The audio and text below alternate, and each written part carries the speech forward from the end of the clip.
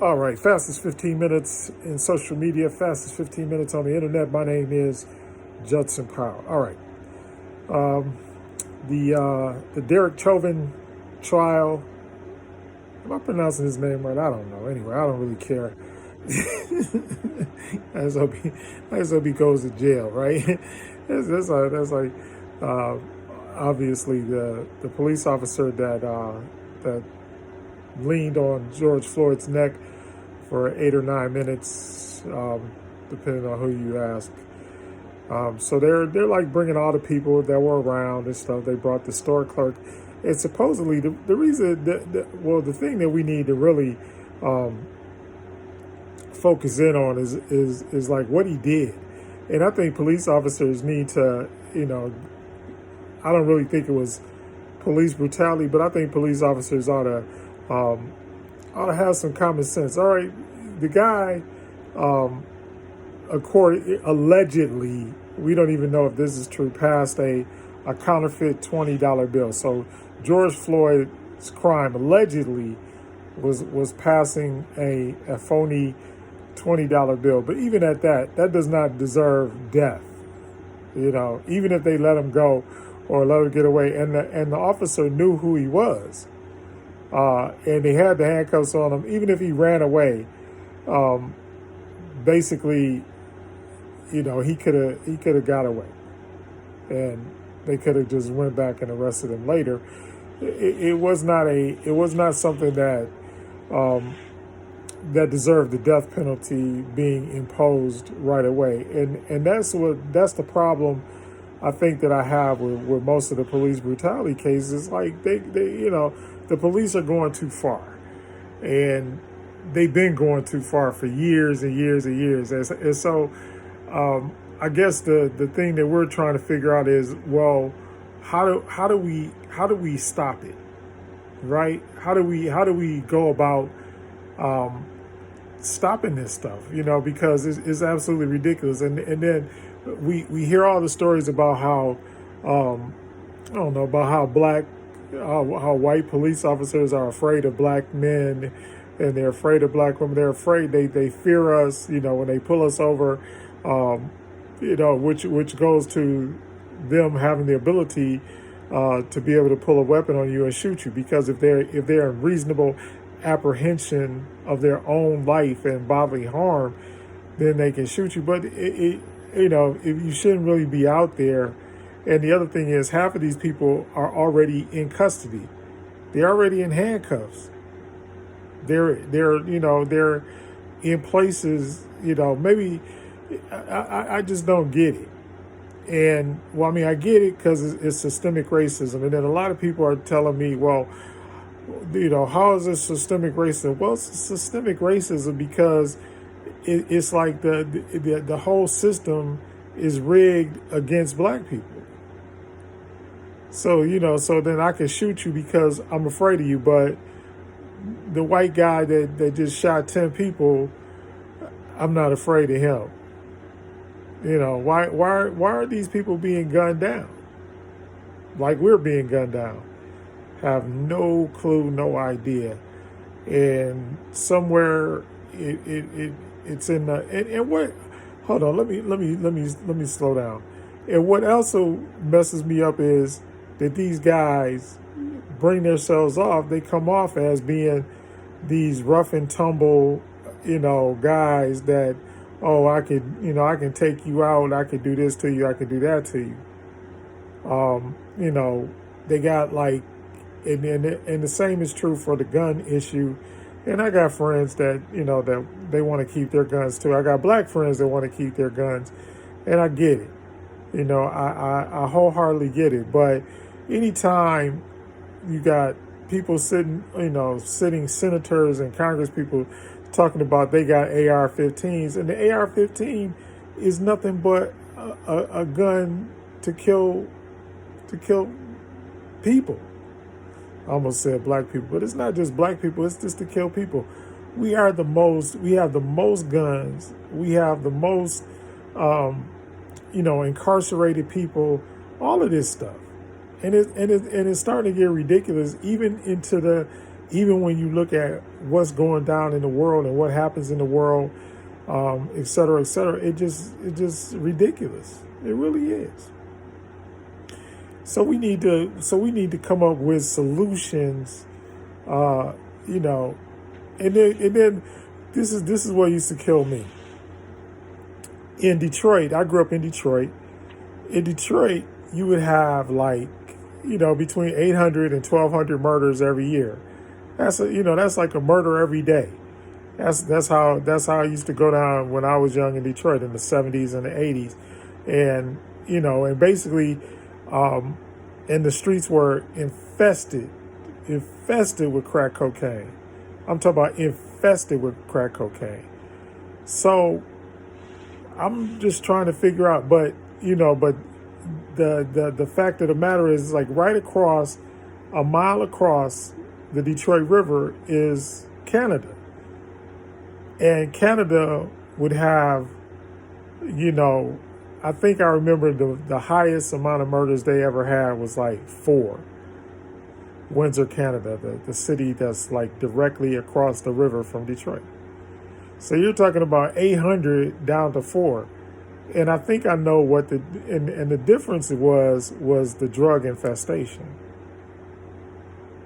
Not to say that people in Canada don't use drugs, because they do, but I just think that it wasn't like an all-out war. Like in the United States, we were talking about like there's a war on drugs. The government declared a war on drugs.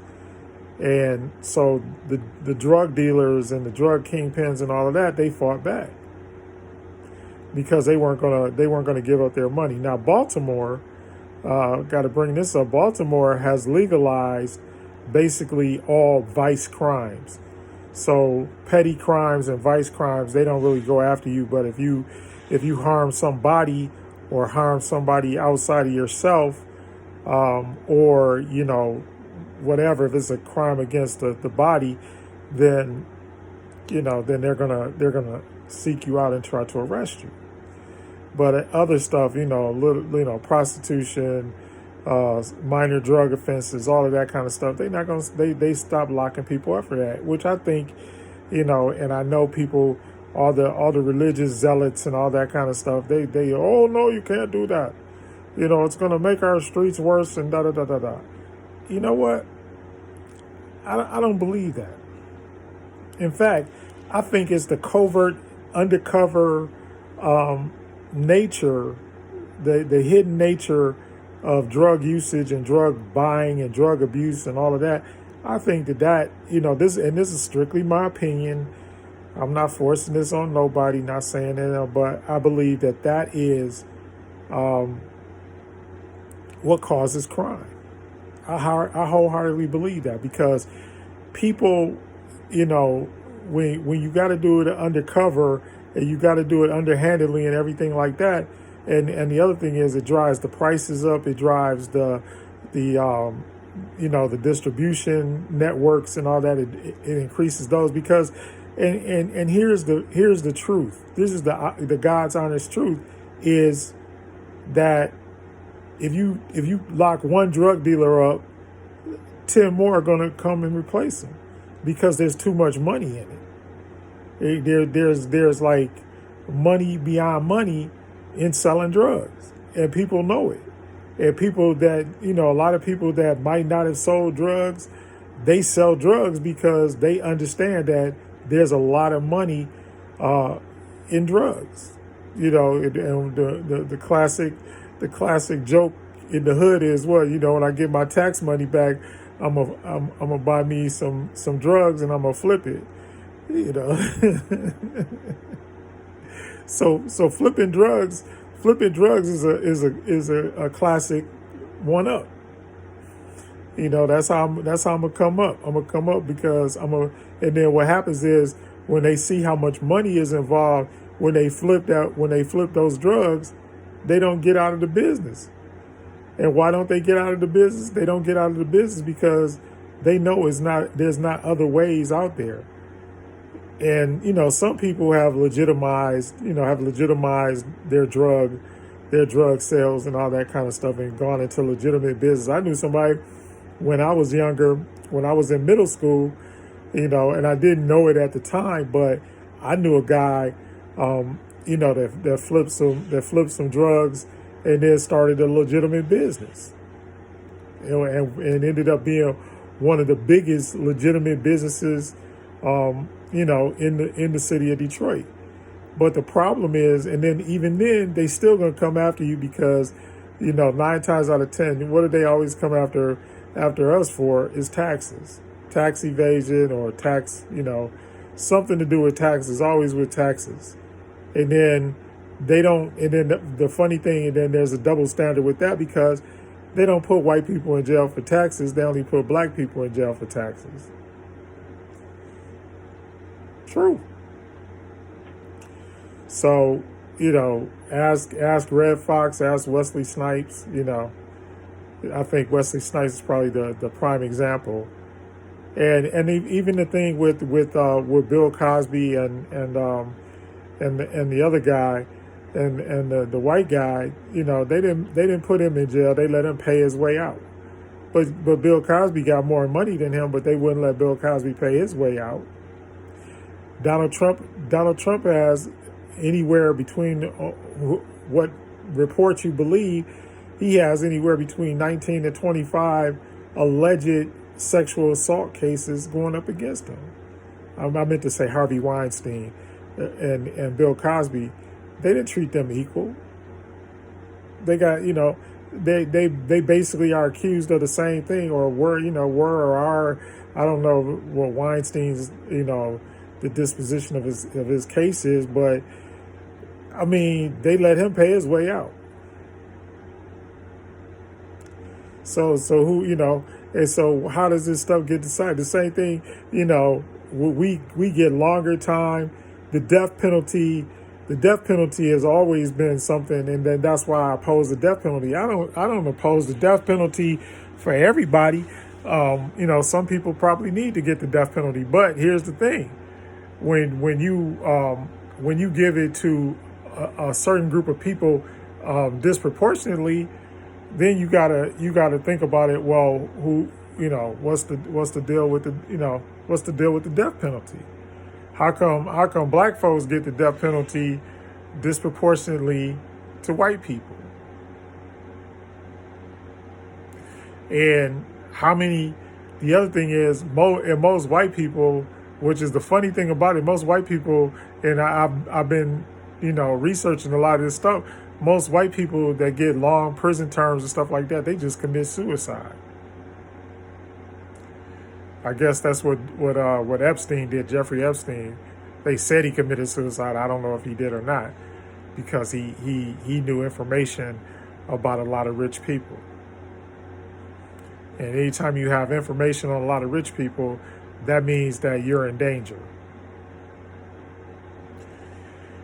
And you can turn in a lot of rich people, including presidents. He had, according to this list he had, he had presidents and all kinds of people on this list. We know Clinton and Trump were probably on there. Allegedly.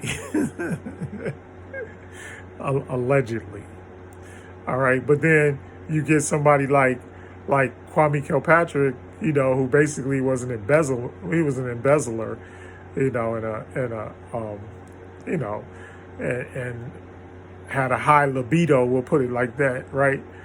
But he got 28 years in jail, and luckily Trump commuted his sentence. He didn't pardon him. He commuted his sentence because he still has those. He's still a convicted felon, right?